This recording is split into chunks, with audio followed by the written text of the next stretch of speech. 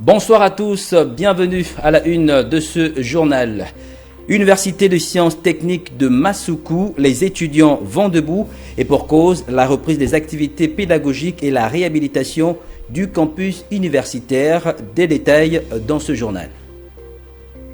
Dans ce journal, vous aurez également un aperçu des accords signés entre le Gabon et la France, les recommandations du One Forest Summit qui s'est achevé hier à Libreville, la capitale gabonaise. Enfin, à l'étranger, les résultats de la présidentielle au Nigeria qualifiés d'imposture par une partie de l'opposition. Ils contestent la victoire de l'ancien gouverneur de Lagos, Bola Tinubu. Nous ouvrons ce journal avec la célébration aujourd'hui de la journée mondiale de la vie sauvage sous le thème « Conservons ensemble, tous ensemble pour la conservation de la vie sauvage ». C'est une occasion de célébrer toutes les espèces de la faune et de la flore de la planète menacée d'extinction. Le récit est signé de Maya Meza. Des milliers de personnes dans le monde dépendent de la faune et de la flore sauvage. Tous les jours pour leur substance, leur chauffage, leur médication et les matériaux dont ils ont besoin pour construire ou créer, entre autres. La vie sauvage a une valeur intrinsèque et contribue au bien-être humain et au développement durable. Les forêts sont un environnement capital pour nos écosystèmes. Elles abritent une immense biodiversité de plantes et d'animaux et des milliers d'humains vivent de la forêt, habitat, nourriture et eau. L'ONU estime que 200 à 350 millions de personnes vivent à proximité des zones forestières dans le monde et comptent sur elles pour leur survie.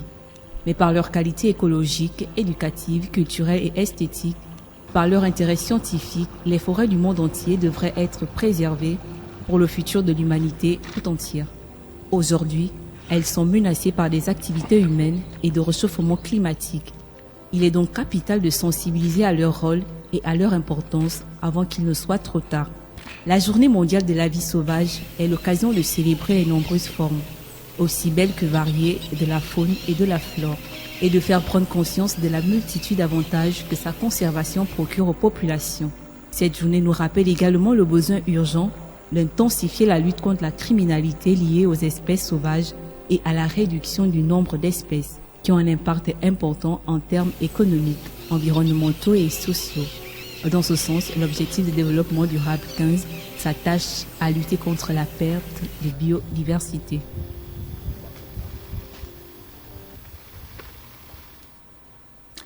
La suite de ce journal clôture hier à Libreville du One Forest Summit. Cette rencontre avait pour objectif promouvoir la gestion durable des forêts tropicales. Plusieurs accords ont été signés et des partenariats également mis en place dans le but de préserver et de relever les défis environnementaux auxquels est confronté le Gabon. Récit est signé de Sidel Animal. Le One Forest Summit a réuni des responsables gouvernementaux, des représentants d'organisations non gouvernementales et des dirigeants du secteur privé du monde entier. Ce sommet a été dans l'ensemble bénéfique pour le gouvernement gabonais qui a signé plusieurs accords dans le but de relever les défis auxquels sont confrontées les forêts du monde et plus particulièrement le bassin du Congo-Ogooué. 2 accords ont été signés au premier jour du sommet. Le premier avec le gouvernement français en faveur de la mobilisation de financement pour la réhabilitation et la valorisation de la décharge de Mindoubé. Cette décharge saturée depuis plusieurs années présente des enjeux de santé publique et un défi environnemental au cœur de la capitale gabonaise. Le deuxième est un protocole d'entente signé avec le gouvernement britannique pour acter les axes stratégiques de la coopération au développement entre le Royaume-Uni et le Gabon en matière de climat et d'environnement. La dernière journée du One Forest Summit a été marquée par la visite d'Emmanuel Macron à l'arboretum Rapanda Walker qui abrite une formidable biodiversité. À la fin de cette journée, un document nommé Plan de Libreville avec comme principal but la création d'un fonds doté d'une enveloppe de 100 millions d'euros a été adopté. Ce document s'inspire des principales résolutions de la COP27. Les dirigeants gabonais et mondiaux ne cessent de le répéter, le One Forest Summit a été organisé en réponse aux préoccupations croissantes concernant l'état des forêts du monde. Les forêts jouent un rôle essentiel dans la régulation du climat mondial et abritent une part importante de la biodiversité mondiale. Cependant, elles sont menacées par une série de facteurs, notamment la déforestation, l'exploitation forestière illégale et le changement climatique. Dans l'ensemble, le One Forest Summit a été un forum décisif pour répondre aux besoins urgents de protéger et de préserver les forêts du monde.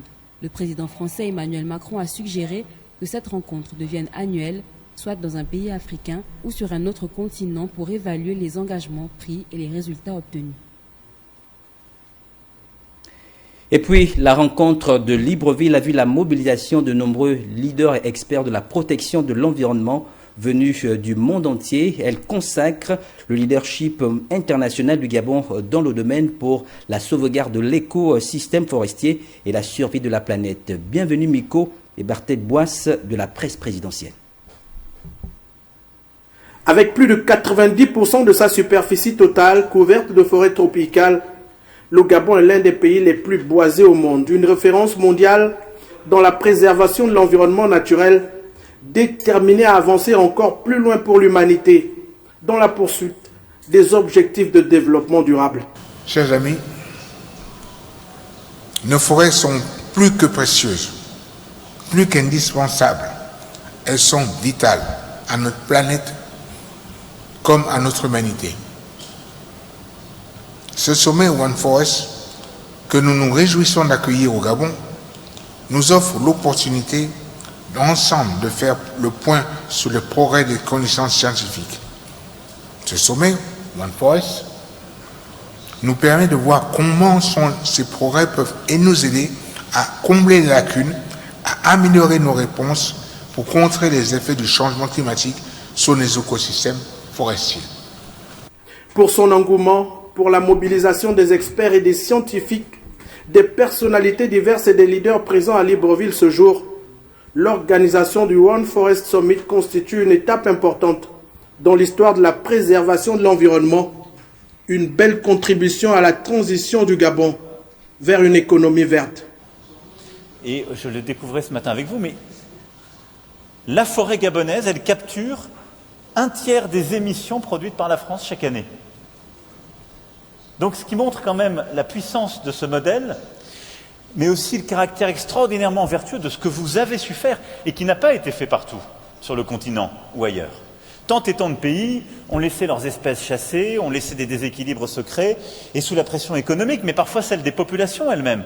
Et je sais les efforts de pédagogie qu'il faut faire parfois avec la population pour résister aux sirènes du court terme, aux désagréments de la cohabitation parfois homme-nature, aux conséquences des petits déséquilibres qui se créent. Donc je veux vraiment saluer les efforts que vous avez su faire, les décisions courageuses quand il a fallu interdire l'exportation de grumes non transformées en 2010, créer 13 parcs naturels au Gabon, tout cela conduisant à cette augmentation nette de la séquestration de carbone des forêts gabonaises.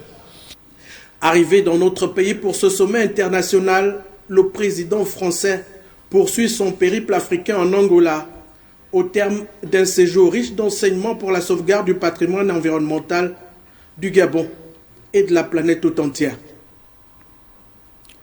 Nous restons toujours dans le cadre du One Forest Summit qui s'est achevé hier à Libreville. Cette rencontre a été marquée par plusieurs panels animés, notamment par des ministres avec des collègues. Nicole Janine Lidi Robotimbu, ministre de l'économie, a examiné la nécessité de faire recours au financement innovant. De précision avec Estelle Amvan. Découvrir d'autres moyens de financement pour atténuer les risques, identifier les instruments qui peuvent permettre d'élaborer une feuille de route pour motiver le capital financier. Un panel au cours duquel les ministres ont reconnu l'insuffisance des financements verts face aux aspirations réelles. Regardez la mobilisation Covid, tous les milliards qui sont sortis. Vous voyez bien qu'il y a des contradictions. Lorsque nous voulons mobiliser les fonds, nous pouvons le faire. Donc, à Libreville, actons pas simplement avec les scientifiques. Au-delà des rencontres et des discours, donc, je voudrais dire que les pays tels que le Gabon attendent la définition d'une feuille de route claire, une feuille de route qui permet de pouvoir compiler des actions concrètes de mise à disposition des ressources qui sont tant attendues par ces populations. Je vais vous prendre un exemple simple. Nous avons dans nos villages aujourd'hui les populations qui viennent en ville. Pourquoi? Parce que les éléphants fuient leurs habitats, viennent dans les villages. Une action de mobilisation de fonds est donc toujours attendue. Le bilan des dégâts liés à la déforestation et à la pollution atmosphérique, lui, va en augmentant. Récurrence des inondations à grande échelle, cyclones, Séismes, changements climatiques, sécheresses plus fréquentes, pluies acides, dommages sur la santé humaine. Que nous sommes condamnés à œuvrer ensemble. Il n'y a pas deux planètes, il y en a une. Il faut que nos amis du Nord comprennent que nous, au Sud, nous ne polluons pas, nous ne donnons pas de leçons, mais nous avons aujourd'hui les outils et nous demandons simplement qu'il y ait un rééquilibrage des financements. Nous ne pouvons pas simplement porter 5% des financements verts. Ce n'est pas possible. L'ambition des parties prenantes au One Forest Summit de Libreville est de parvenir à une optimisation de mise en place des mécanismes innovants au profit de la nature, du climat et des populations. Et puis, au cours de son allocution au One Forest Summit, le président français Emmanuel Macron a réitéré son intérêt pour la préservation des forêts tropicales et de leur biodiversité en mettant en évidence l'importance de la coopération nord-sud dans la lutte contre les changements climatiques. Sidela Nima nous en dit plus. Jeudi après-midi, le segment présidentiel du One Forest Summit se poursuivait au palais présidentiel. En tout, 6 chefs d'État d'Afrique centrale étaient présents. Denis Sassou Nguesso, Faustin Archange Touadéra, Mahamat Idriss Déby Itno et Théodoro Obiangema Mbasogo. Aux dernières heures du sommet sur la préservation de la forêt, Emmanuel Macron s'est exprimé sur l'importance d'une collaboration juste entre la communauté internationale et les pays forestiers. Derrière le combat pour la protection des forêts, plus largement de la nature, il y a cette question de confiance, ça a été très bien dit par Philippe tout à l'heure.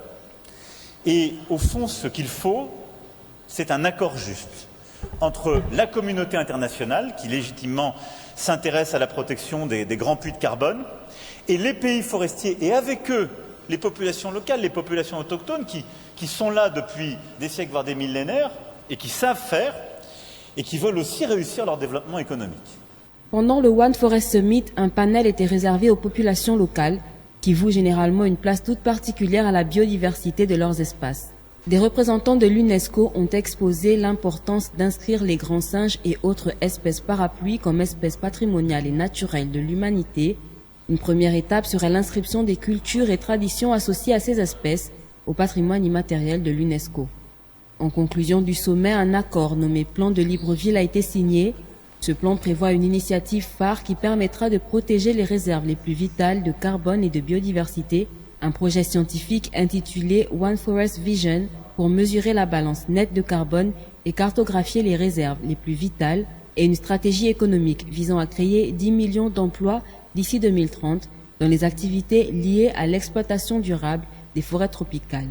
Il y a une vision scientifique à Libreville, c'est le boulot que vous avez fait, mais il y a surtout une coalition d'action et un plan d'action accéléré pour pouvoir accompagner, investir aux côtés des pays et des États forestiers qui ont déjà fait un travail formidable. Après le Gabon, le président français s'est rendu en Angola où il a signé un accord visant à développer la filière agricole. Il fera ensuite une brève escale à Brazzaville.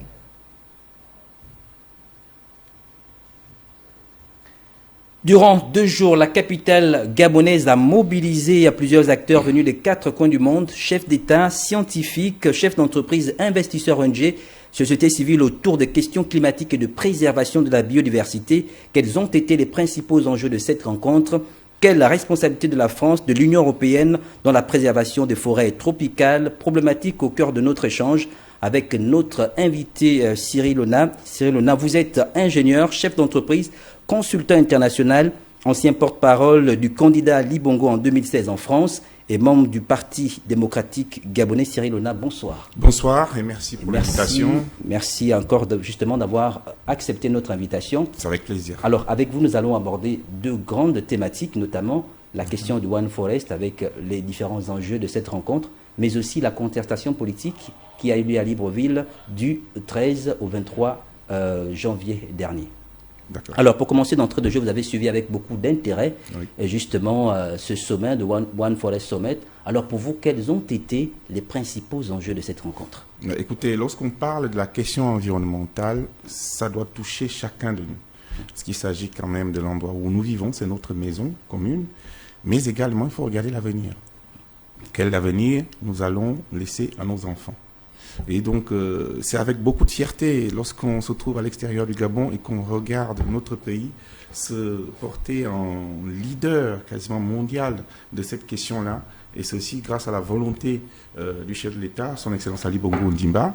D'ailleurs, il est bon de rappeler que cette première édition a été une initiative des deux présidents, le président français Emmanuel Macron et le président Ali Bongo Ondimba, d'où l'organisation de ce One Forest Summit ici à Libreville. Donc, dans les retombées, vous allez voir les conclusions dans un grand plan qui sera appelé le plan de Libreville avec 100 millions d'euros de fonds bloqués pour cette cause qui va naturellement bénéficier aux Gabonais. D'accord, mais il faut dire également que l'arrivée du président Emmanuel Macron a suscité beaucoup de réactions, notamment de la classe de l'opposition gabonaise. Alors quel est votre avis justement sur cette question? Parce que pour beaucoup ont estimé qu'il serait arrivé au Gabon peut-être pour adouber un certain candidat. Moi, je n'ai pas la même lecture que vous. Lorsque vous parlez de l'opposition gabonaise, vous dites qu'il y a beaucoup. Non, moi, je note qu'il y a une certaine opposition, notamment la plus radicale, certes, mais tout à l'heure, nous allons parler du dialogue politique qui a eu lieu. Vous avez vu la participation d'une opposition que moi, je qualifie de républicaine. Pourquoi républicaine? Parce que j'estime que les questions qui constituent, qui sont liées à la construction du pays, doivent interpeller chacun de nous. Le président Emmanuel Macron est venu au Gabon avec son agenda. Nous n'allons pas le modifier parce qu'il y a 2 ou 3 Gabonais qui sont mécontents de la gestion du pays. Vous voyez que l'enjeu même que nous avons évoqué tout à l'heure, c'est-à-dire celle de la préservation de l'écosystème, de la gestion de nos forêts, qui va peut-être nous amener à créer demain de nouveaux emplois, parce que c'est ça aussi le but de ce sommet-là. Il faut voir ses retombées. Donc nous n'allons pas les mettre en suspens parce qu'il y a 2 ou 3 Gabonais qui manifestent, qui souhaitent rencontrer le président français. Et je le rappelle, il a son agenda, il n'est plus au Gabon, il a fait 2 jours, il est parti ailleurs. Et vous pensez que finalement, l'autre partie de l'opposition que vous estimez ne serait-elle pas républicaine parce qu'elle aurait certainement refusé de participer à ce sommet, bien sinon qu'elle ait fustigé la venue du président français sur place au Gabon? Je pense que lorsqu'il s'agit de la cause Gabon, on doit mettre de côté nos divergences internes. Il s'agissait là de mettre notre pays en lumière, notre pays qui porte le leadership de cette cause environnementale.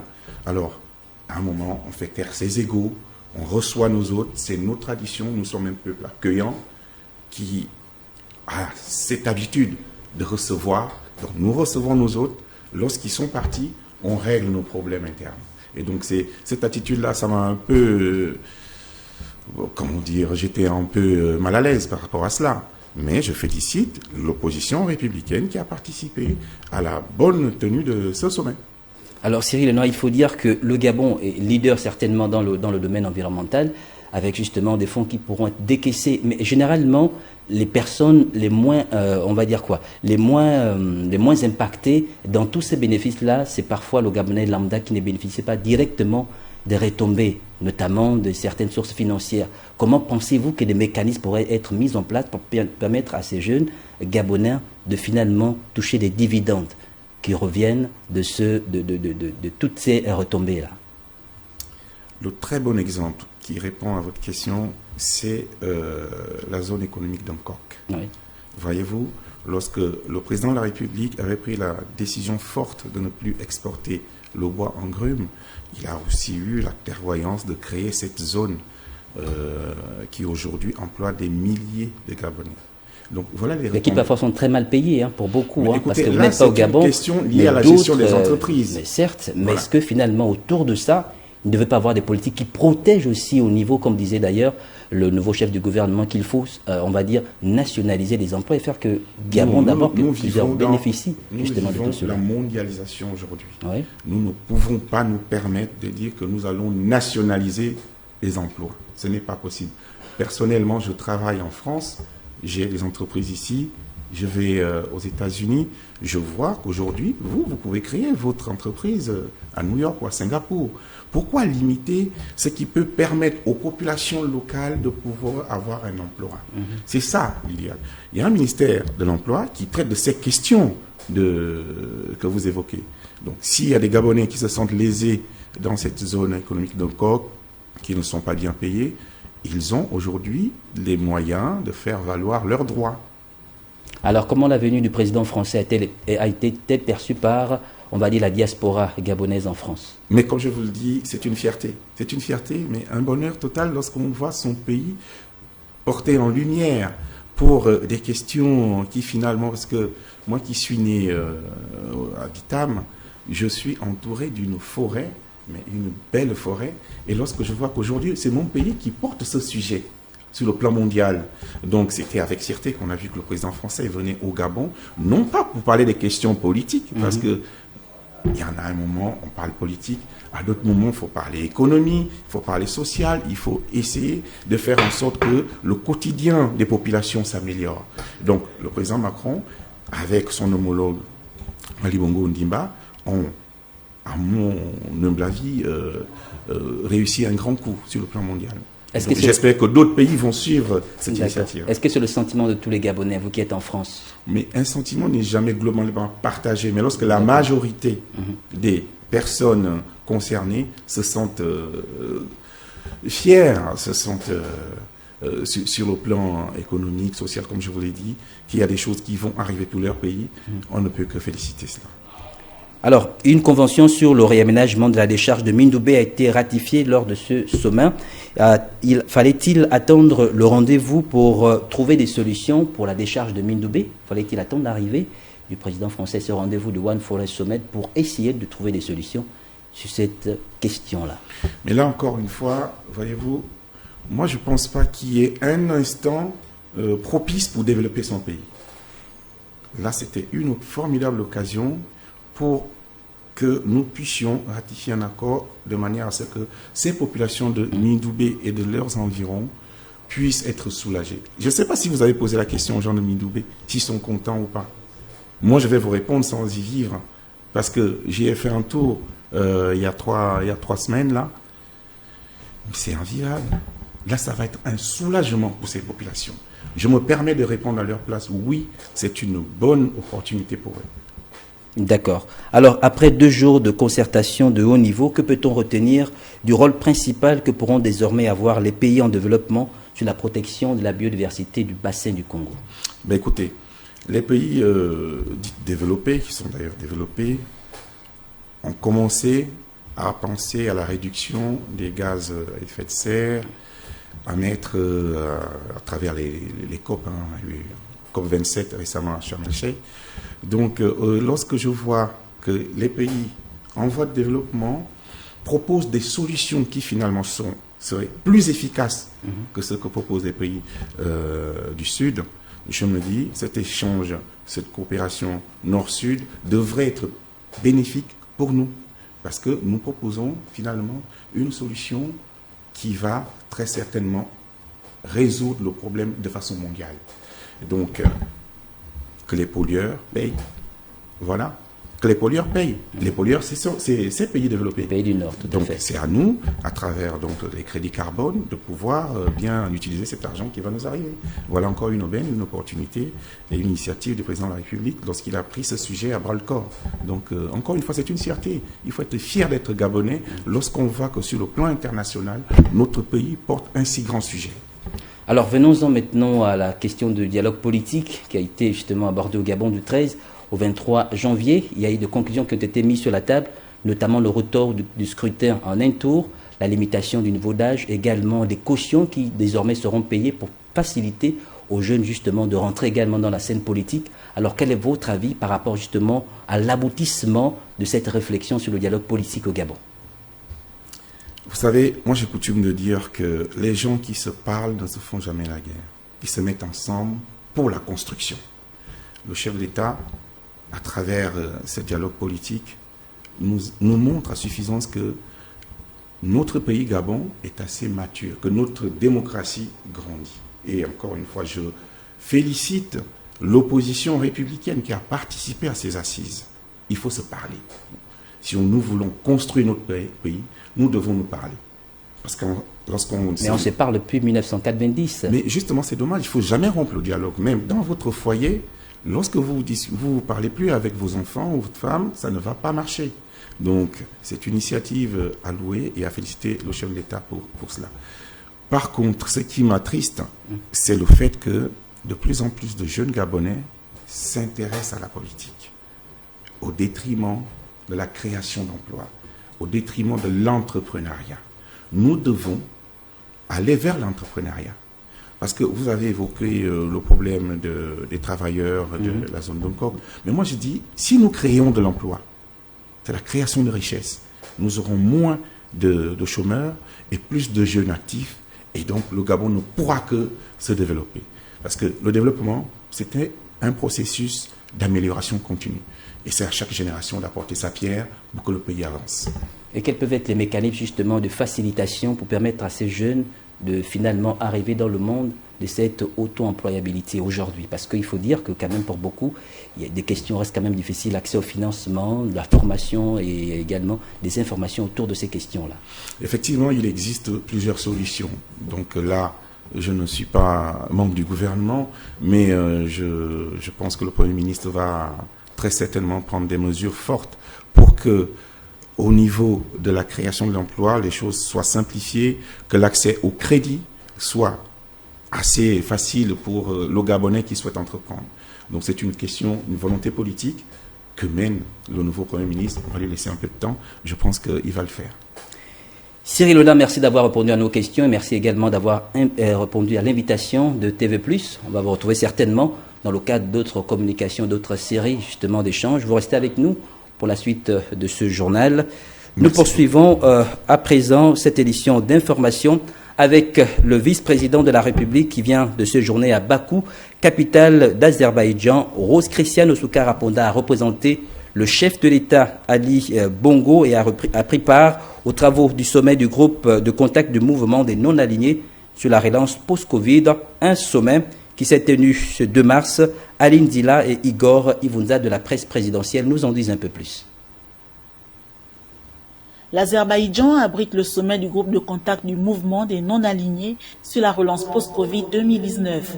Une rencontre internationale à laquelle Rose Christiane Soukaraponda représente le président de la République Ali Bongo Ondimba. Accompagné du ministre de la Santé, ce sommet est l'occasion de trouver des mécanismes de soutien nécessaires pour les pays africains afin de sortir des conséquences très lourdes de la pandémie qui a impacté les économies du continent. Monsieur le Président de la République gabonaise m'a en outre chargé de vous faire part, tout en me faisant l'insigne honneur de me désigner pour délivrer en son nom son message devant cette Assemblée. La Covid-19 qui a affecté non seulement notre santé et notre hygiène de vie, mais également déstructuré nos sociétés et notre vivre ensemble, a démontré avec acuité combien nos systèmes économiques, sanitaires et sociaux sont vulnérables. Le sommet a réuni près de 70 pays représentés par les chefs d'État, de gouvernement et les dirigeants des organisations internationales. Rose Christiane Soukaraponda a rappelé les efforts consentis par le Gabon pour la riposte de la Covid, tant sur le plan sanitaire avec la prévention et le traitement de cette maladie, mais également sur d'autres domaines comme l'économie, afin de relancer la croissance économique. Le redressement de l'économie gabonaise post-Covid-19 a été initié à travers le plan d'accélération de la transformation, un ensemble de réformes et de projets pour relancer et diversifier l'activité économique et sociale et accélérer la transition après pétrole. À l'heure où se tient le One Planet Summit dans notre pays, le vice-président de la République n'a pas manqué de souligner l'importance des forêts qui représentent plus de 80% de son territoire national, qui sont un important régulateur du climat pour la planète. Les secteurs concernés sont notamment ceux des mines, de l'agriculture et de la forêt. La forêt dont la préservation est de manière singulière au cœur de mon action, tout comme la lutte contre le changement climatique. Notre objectif actuel est l'exploitation rationnelle et durable de nos ressources forestières. C'est dans cette perspective que mon pays, le Gabon, organise conjointement avec la France à Libreville les 1er et 2 mars 2023 le One Forest Summit, 5e édition de la série des One Planet Summit, cette fois-ci consacrée aux forêts. L'enjeu majeur sera d'avancer sur les questions de préservation et de gestion durable des forêts en vue d'optimiser des solutions basées sur la nature pour lutter contre les changements climatiques et la perte de la biodiversité. Après son intervention au sommet du groupe de contact du mouvement des non-alignés sur la reprise mondiale post-pandémique, le vice-président a eu une rencontre bilatérale avec la présidente du collège présidentiel de la Bosnie-Herzégovine. Les questions bilatérales ont reçu un intérêt particulier. À l'intérieur du pays, les étudiants de l'Université de sciences et techniques de Massoukou en effervescence et pour cause la reprise des activités pédagogiques qui tardent et la réhabilitation du campus universitaire. Ils ont tenu une assemblée générale il y a quelques jours entre les représentants de la mutuelle et la communauté estudiantine pour mettre sur la table les différentes revendications auxquelles ils sont confrontés. Le récit est signé Maya Medza sous les images de notre correspondant à Franceville.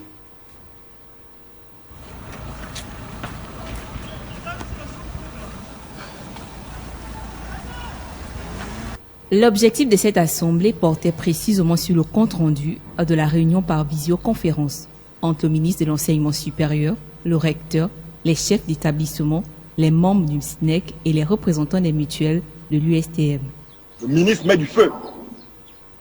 Et on l'a dit ici, on l'a dit à l'Assemblée, que tant que nos situations administratives ne sont pas actualisées, tant que nos vacations et heures supplémentaires ne sont pas totalement apurées, tant que la réhabilitation de l'USTM n'est pas effective, aucune activité pédagogique ne sera effective également à l'USTM.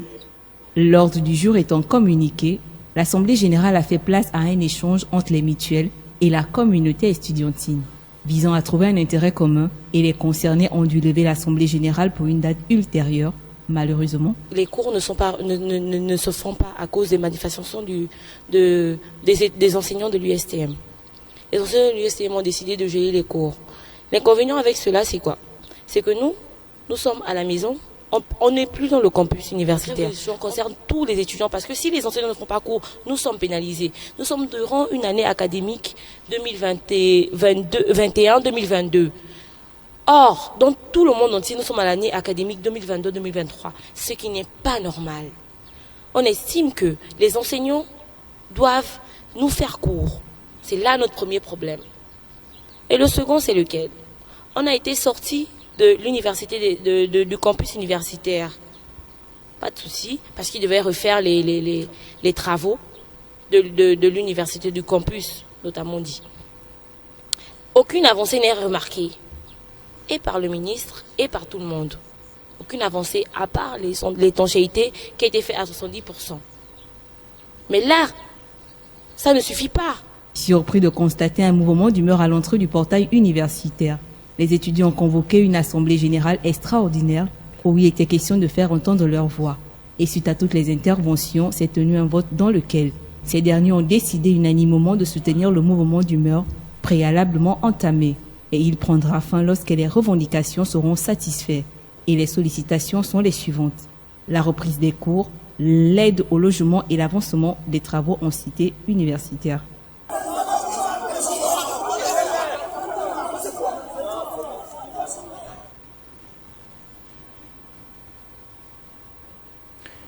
Toujours à Franceville, à Lekoni, à la rencontre de Nikez Anyunga, découvrir la construction des pièces artisanaux chez les Bantous. Wilson Wobakassa nous en dit plus.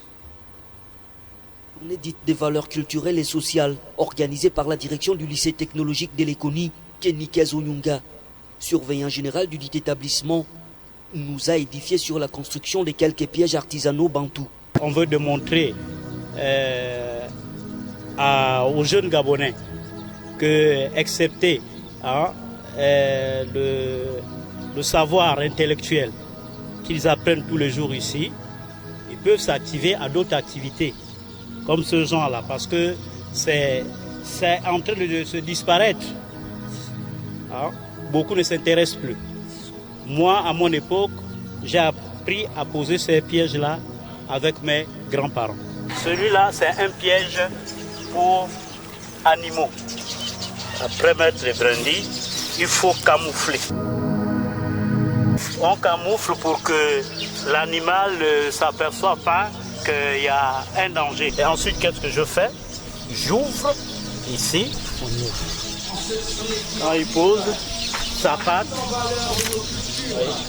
Il est pris. Celui-là, c'est piège pour oiseau.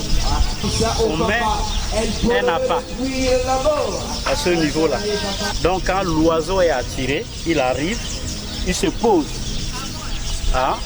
Quand il se pose sur celui-là, c'est lui le déclencheur. Allez, il est pris. Celui-là, il prend à la fois les porcs-épics, les hérissons et les serpents. Toujours avoir le Pérou sous les aisselles pour éviter qu'il se déclenche.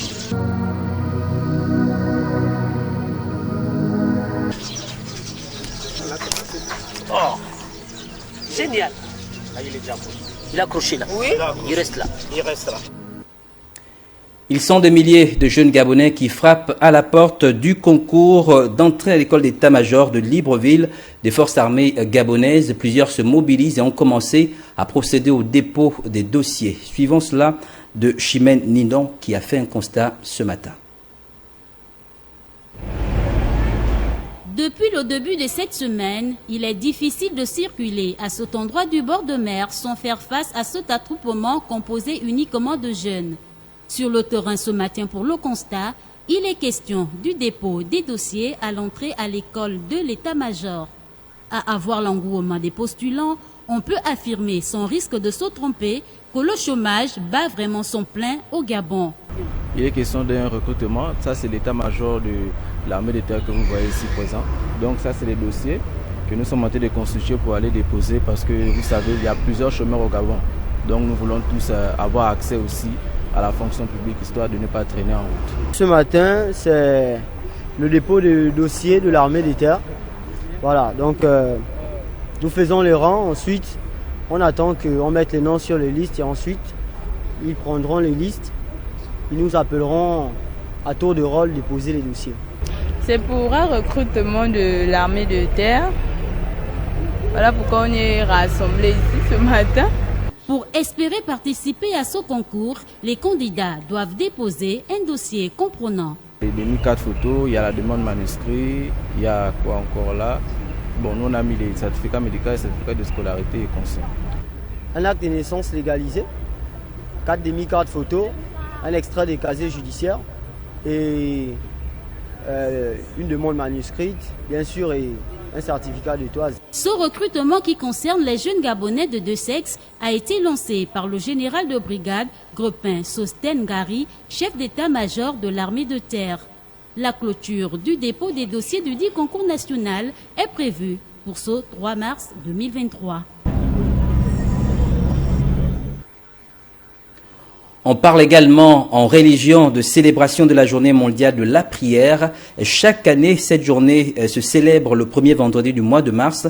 La célébration de cette année est basée sur la lettre de Saint Paul aux Éphésiens chapitre 1 verset 15. Découvrons les contenus de ce passage avec Chimène Nindon. La journée mondiale de la prière est célébrée à la suite d'un mouvement œcuménique international des femmes chrétiennes laïques.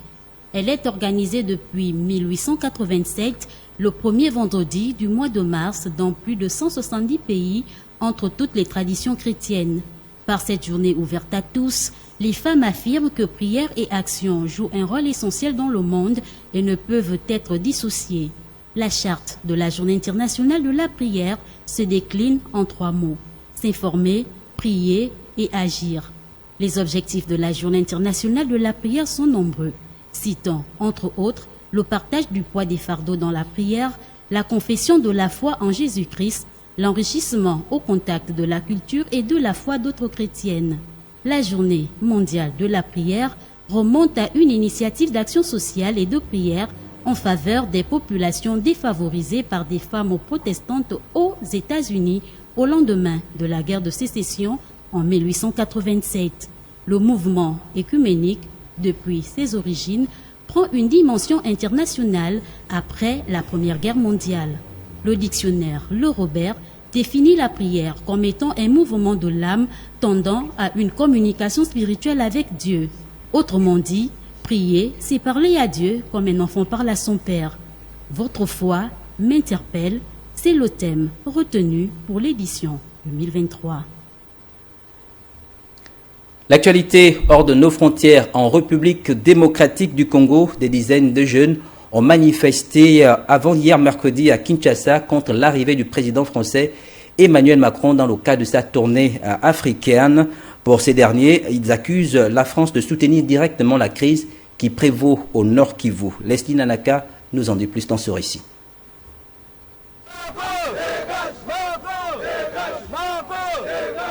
Banderole en main pour certains et drapeau russe pour d'autres, ils étaient des dizaines à manifester le 1er mars contre l'arrivée du président français Emmanuel Macron devant l'ambassade de France à Kinshasa. Selon les manifestants, la France serait l'auteur de l'insécurité dans la partie est du pays. Nous avons appris l'arrivée du président Macron. Alors nous, le mouvement citoyen Salou Mumba, qui avons l'idéologie panafricaniste, nous savons que la France est l'auteur de l'insécurité dans l'Est. La foule déchaînée accuse la France de soutenir leurs voisins de Rwanda dans son émission au sein de la crise qui perdure au Nord Kivu depuis plus d'une vingtaine d'années. Le Rwanda qui nous agresse depuis plus de 25 ans. On peut compter plus de 40 millions de morts. Bouche bée et la France n'intervient pas. C'est aujourd'hui M. Macron vient ici pour compatir avec nous, nous montrer des larmes de crocodile. Nous refusons l'arrivée d'Emmanuel Macron, le président français, dans notre pays, puisqu'il est en train d'accompagner le Rwanda, le pays qui nous est en train de nous massacrer, le pays qui est en train de nous tuer jour, nuit. Il est en train de le soutenir, c'est lui qui soutient le Rwanda.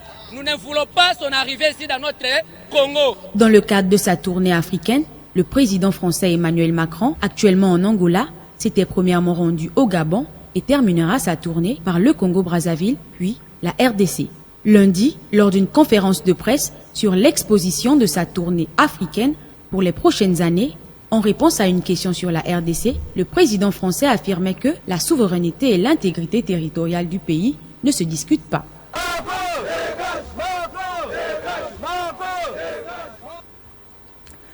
Toujours à l'international, déclaré vainqueur aux élections présidentielles du Nigeria, la victoire de l'ancien gouverneur de Lagos, Bola Tinubu, est très contestée par une partie de l'opposition.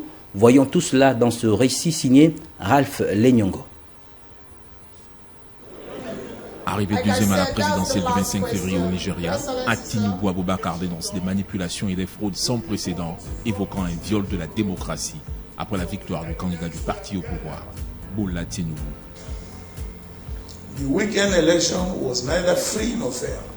Les élections du week-end ont été ni libres ni équitables. Les évaluations préliminaires indiquent qu'il s'agit des élections les plus médiocrement conduites depuis le retour à un régime démocratique.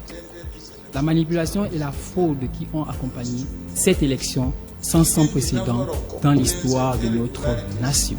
Étant donné le nombre de plaintes d'irrégularités concernant le contournement de procédures faciales, l'échec du système de téléchargement des résultats, la privation du droit de vote de millions d'électeurs, il s'agit bien là d'un viol de la démocratie. Peter Obi, officiellement troisième, a également dénoncé un processus entaché d'irrégularité et affirme même qu'il a remporté l'élection présidentielle. Moi, dit-il, je crois que si vous souhaitez être appelé votre excellence, alors il faut que le processus qui vous a porté au pouvoir soit excellent. Et je veux assurer le peuple nigérian que nous allons explorer toutes les options légales et pacifiques pour reconquérir notre mandat. Nous avons gagné les élections et nous allons le prouver aux Nigérians, a-t-il ajouté. De son côté, le président élu Bola Tinubu affiche une attitude rassembleuse. Il a tendu la main à ses opposants et les a invités à travailler avec lui. Au Nigeria, quand des candidats contestent une élection, ils ont 21 jours après l'annonce des résultats pour saisir la justice. En sport, on parle de basketball avec la formation des arbitres et entraîneurs gabonais. L'initiative de la Fédération gabonaise de cette discipline sportive s'inscrit dans le cadre du programme de développement de la convention signée avec la Fédération française de basketball. Jeremy Gomin nous fait le point.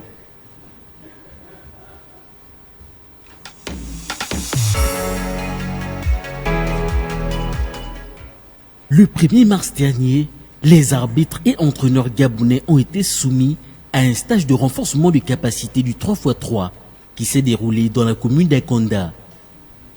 Une rencontre du donner et du recevoir qui s'est déroulée en 2 sessions, dont la première dirigée par Najib Shahidine, arbitre international et instructeur FIBA, dont le rôle était d'enseigner sur les techniques arbitrales purement spécifiques au 3x3 de cette discipline sportive. Un séminaire de formation dédié exclusivement aux entraîneurs et aux arbitres gabonais et qui s'inscrit en droite ligne du partenariat entre la Fédération gabonaise de basketball, FEGABAB, et la Fédération française de basketball. La seconde session de ce programme a été animée par le sélectionneur du Maroc et instructeur FIBA également, Stéphane Montsir, dont la session s'est penchée sur les stratégies de l'entraînement du 3x3. Ces formations ne sont donc que la confirmation du développement du basketball, mais également du 3x3, comme annoncé par la Fédération gabonaise de basketball.